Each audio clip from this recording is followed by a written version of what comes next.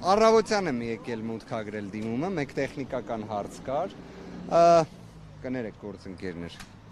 չզգուշացրեցիք։ Ես շատ կարճ երևի թե արձանագրում կատարեմ, կարծում եմ առաջիկայում կխոսենք։ Գործընկերներին այդ Բայց ես ճիշտն ասած շատ կարճ եմ։ Ոչինչ, ուղղակի մարդիկ պետք է Չէ, ուզում եմ առանձին հետո մի հատ հետաքրքիր ասուլիսի ձևաչափով ներկայացնեմ։ Ես էլ իմ իրավունքը կիրացնեմ, դրանց շատ կարճ պատասխանել եմ։ Առավոտից գրում զանգում պատրաստեք, գնացինք, կարող եք Հարգելի գործընկերներ, ներողություն եմ խնդրում, որ այսօր ավելի կարճ արձանագրում կկատարեմ, քանի որ առաջիկայում կարծում եմ շատ ավելի լայն ասուլիսի ձևաչափով կներկայացնենք մեր կողմից այսօր մուտքագրված դիմումի վերաբերյալ մանրամասները, ըստ էության դիմումը բաղկացած է 84 էջից, կից ներկայացվող տվյալների ընդհանուր հանրագումարը չասեմ, բավականին ծավալուն դիմում է։ Մենք գտնում ենք իսկապես, որ այս ընտրությունների արդյունքները պետք է ճանաչվեն անվավեր։ Արդյունքների տեսանկյունից ելակետը վկայակոչում են կենտրոնական ընտրական հանձնաժողովի որոշումը։ Սահմանադրական դատարանը հանդես գալով որպես սահմանադրական արդարադատություն իրականացնող միակ մարմինը, ընտրական վեճերը լուծող բացառիկ մարմին, կարող է կայացնել թվով 3 որոշումներից մեկը։ Այն է, եթե անվավեր է ճանաչում ԿԸՀ որոշումը, անվավեր ճանաչել ընտրությունների արդյունքները, նշանակել երկրորդ փուլ կամ մանդատների պաշտպան կարգ սահմանել։ Մենք հատկապես ընդգծում ենք երկու տարբերակը՝ կամ երկրորդ փուլ նշանակելը, կամ ընտրության արդյունքները անվավեր ճանաչելը։ Հիմնավորումները եւ հիմքերը, որ պատկերացնեք, արդեն վկայակոչեցի 84 էջի մասին է խոսքը, այսինքն առավել քան ծավալուն են։ Դրանք իդեպ բանավոր կարգով են քննվելու սահմանադրական դատարանում, ինչ որ առումով նաեւ ձեր հետաքրքրությունը եւ մեր հանրության հետաքրքրությունը թող պահպանվի։ Այդ իսկ պատճառով նաեւ դեռևս զերծ կմնան բոլոր հիմքերը ներկայացնելուց։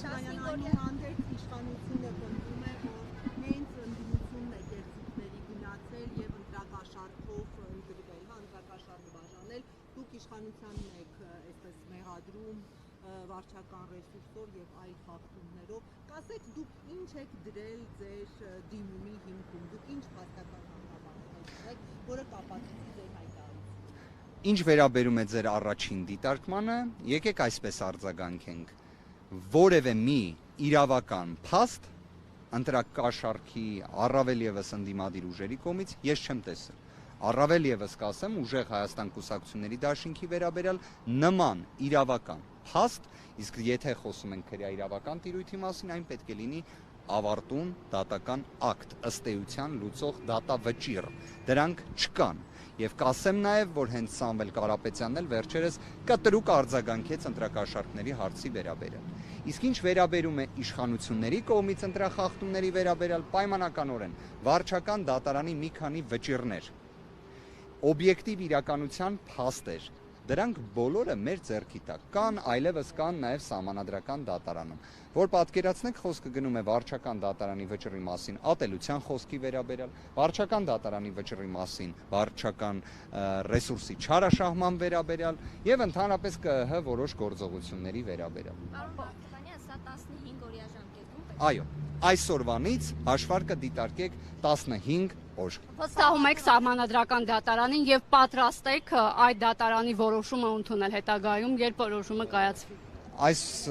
ձևակերպումը երևի թե կօգտագործեմ, սահմանադրական դատարանի կազմում կան դատավորներ, որոնց մասնակցությունը մենք գտնում ենք, որ անհնարին է։ Օրինակ եք միջնորդելու, որ չմասնակցի։ Չեմ բացահայտի այս փուլում, վստահ եմ ձեզանից շատ շատերը դա գիտեն, պատկերացնում են։ Սեդա Սաֆարյան։ Նշված հարցերը կքննարկվեն սահմանադրական դատարանում։ Նման միջնորդություն վստահաբար լինելու է։ Այո, վստահաբար գտնում ենք եւ նույնիսկ գտնում ենք, որ սահմանադրական դատարանը արդեն դատավորները ձայների մեծամասնությամբ պարտավոր են դրան արձագանքել։ Այսքանը շնորհակալ եմ։ Կասեք ինչ է այսքան երկար տևեց, առավոտից այստեղ էի։ Չէ, տեխնիկական մի հատ խնդիր կար, ես ոչ թե առավոտից այստեղ էի, առավոտյան վաղ մուտքագրել ենք դիմումը, մեկ տեխնիկական խնդիր կար, այն շտկվել էր։ Տեխնիկական վիճակ էր։ Ես գործընկերներս եւս Գոհարը Մելոյան անպայման որպես ներկայացուցիչ հանդես կգա, գործընկերներիցս Էդուարդո Հովհաննիսյան, կարող է նաև այլ գործընկերներ եւս մասնակցություն ունենան։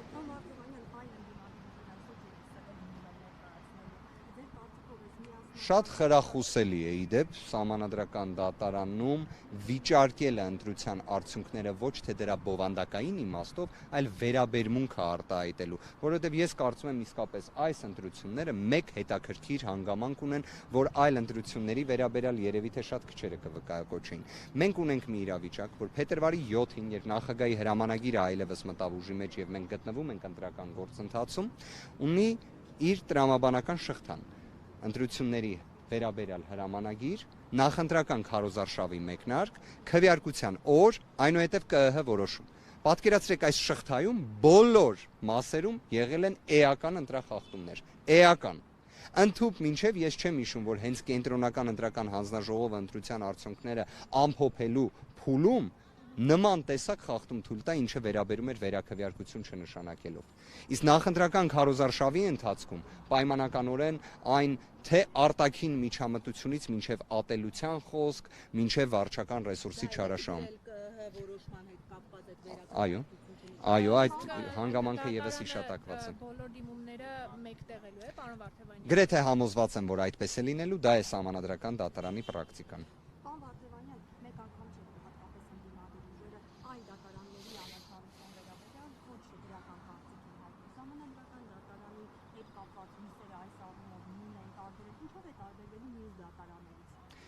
Գիտեք, Սահմանադրական դատարանի տարբերությունը այլ դատարաններից առաջինը նրանում է, որ Սահմանադրական դատարանը ունի բացառիկ լիազորություններ։ Արդյոք այդ ընկալումը կլինի Սահմանադրական դատարանի ներսում, թե ոչ, ժամանակը ցույց կտա։ Այն, որ այստեղ վստահության տեսանկյունից լրջագույն խոչընդոտներ կան, դրանցից մեկը վկայակոչեցի, նույն մասնակցության անհնարինության տեսանկյունից, դա փաստ է, սա օբյեկտիվ իրականություն է։ Բայց եկեք քայլերով փուլ առ փուլ մոտենանք հարցին։ Շնորհակալ եմ։ Հայաստանի լիդերը ընդդիմության պես համախմբման հայտարարություն արել։ Կան արդեն արձագանքողներ, որ ուժերը եւ հնարավոր է առաջիկայում արդեն այսպես ուժերի լիդերների մակարդակով հանդիպում։